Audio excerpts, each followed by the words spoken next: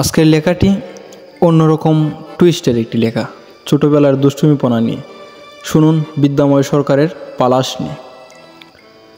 ঝলমলে জ্যোৎস্না ঝরছে অজুরে, নিরালা সুপারি গাছের সারির মাঝে বিদু চলছে।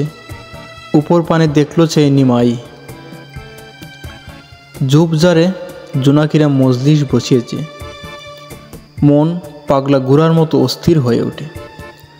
এই অস্থিরতা হাঁটার গতি বাড়ায় না, রাখে মূর্তিময়। দেখো তামাশা, ভাবনার ঘুরে পথ গিয়েছি বলে।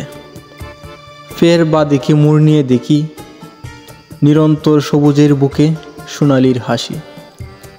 যাওয়া হবে মাঠের এক কোণে ছোট্ট বাড়িটায়, বন্ধু কিঙ্কর তাকে সেতায়।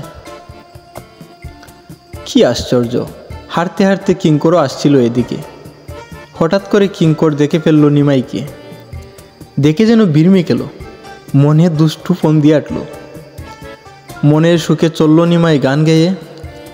কাটাল ছায়ায় কিঙ্কর দাঁড়ায় এঁকে বেঁকে, হাত পা মাথা নড়ে না কোনোভাবে। নিমাই যেন ভয় পায় ভূত ভেবে। নিমাই হঠাৎ চমকে গিয়ে থমকে দাঁড়ায়। এসব দেখে কিঙ্কর বড়ই মজা পায়। নিমাই ভয়ে কাঁপতে থাকে, গলা থেকে গানের সুর উঠে না মুখে। নিমাই পালাতে চায়, কম্পমান তরতর। পালাস নে বন্ধু, পালাস নে, আমি কিঙ্কর। কেমনে বুঝবো? আগে তোর ভূতবন্দির মন্ত্রটা পর। কিঙ্কর গলা ছাড়ে দুহা ধরে, ডাকিনী জুকিনীরা যায় আমার বাড়ির বায়। কালিকার অশেষ কৃপায় আমায় নাহি দেখতে পায়।